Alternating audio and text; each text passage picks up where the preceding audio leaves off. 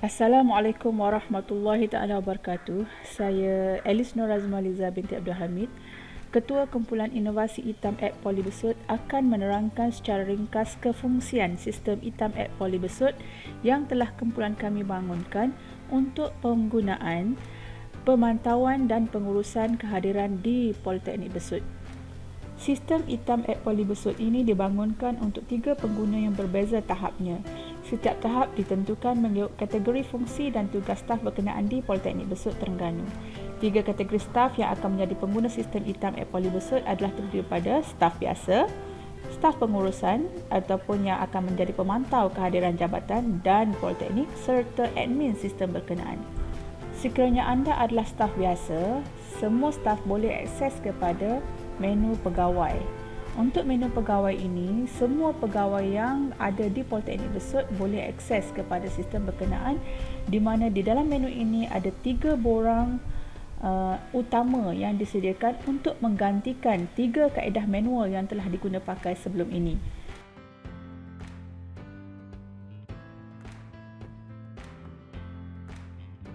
Aliran proses sistem untuk staf biasa, pertamanya staf perlulah thumbprint kehadiran masing-masing setiap hari di mesin biometrik thumbprint.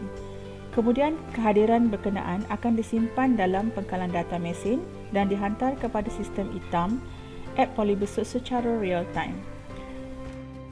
Untuk mengemaskini kehadiran masing-masing, staf perlulah login kepada sistem dan bolehlah mengisi borang-borang yang terdapat di paparan utama, iaitu borang lewat, borang pergerakan staf dan borang keluar pejabat. Okey, yang pertamanya kita akan tengok borang lewat. Keperluan untuk mengisi borang lewat adalah bagi staf yang hadir lebih daripada pukul 9 pagi dan keluar awal kurang daripada 4 jam. Di mana waktu masuk tidak perlu diisi kerana ia akan update secara automatik setelah staf thumbprint. Cumanya staf perlu masukkan urusan ataupun kategori alasan yang terlibat dan sedikit ulasan ringkas kepada sebab kenapa beliau lewat ataupun keluar awal. Okey, untuk pergerakan staf, borang ini adalah menggantikan telegram yang kita gunakan sebelum ini.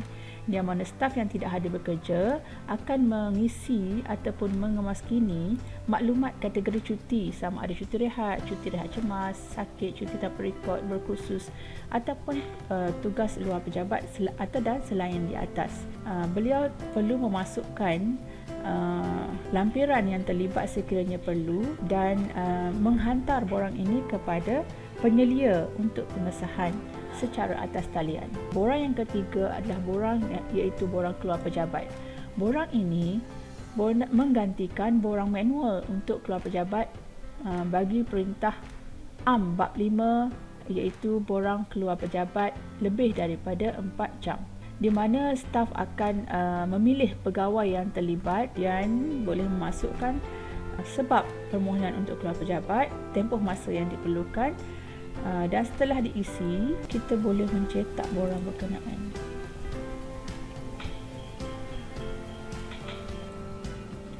Borang kebenaran untuk meninggalkan pejabat dalam waktu bekerja ini perlu dicetak kerana ia memerlukan tantangan hidup untuk mendapatkan pengesahan dan diserahkan kepada kerani untuk bukti bercetak untuk simpanan fail. Semua staf boleh melihat kehadiran mereka sebelum ini dan juga boleh mencetak kehadiran berkenaan untuk simpanan sekiranya perlu.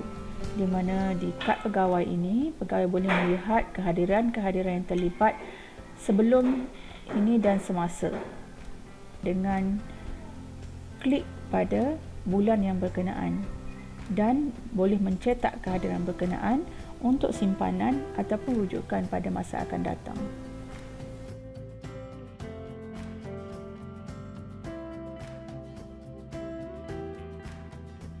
Aliran proses sistem untuk kegunaan pemantau kehadiran di jabatan. Pertamanya, pegawai pemantau perlulah login kepada sistem menggunakan password pemantau.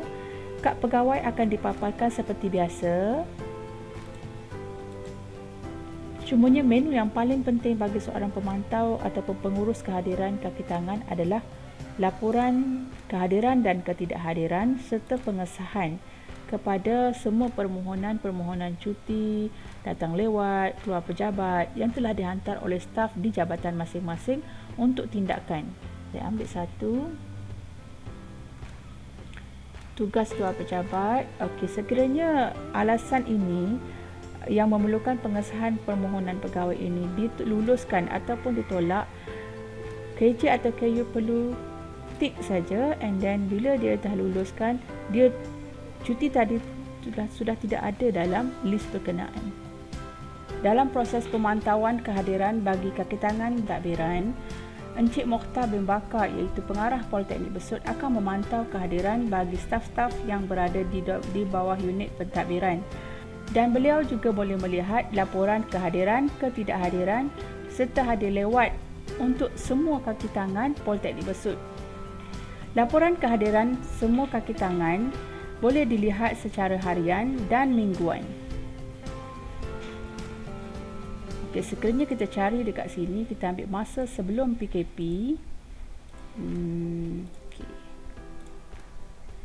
Di sini kita lihat pada 2 hari bulan 3 2020, seramai 33 orang daripada 39 orang staf hadir, iaitu 84.6% kehadiran telah berlaku pada hari berkenaan, dan paparan kehadiran ini dipaparkan mengikut jabatan masing-masing dengan waktu masuk dan waktu keluar yang direkodkan secara real time. Untuk laporan ketidakhadiran bagi semua kaki tangan di jabatan juga, pengarah Politeknik boleh melihat nama staf yang tidak hadir dan sebab kenapa mereka tidak hadir, dan catatan sama ada telah disahkan atau tidak. Untuk laporan kehadiran lewat semua kaki tangan juga boleh dilihat dari segi rekod bagi kaki tangan yang masuk lebih daripada pukul 9 dan keluar kurang daripada pukul 4. Ini menunjukkan mereka tidak cukup jam waktu bekerja.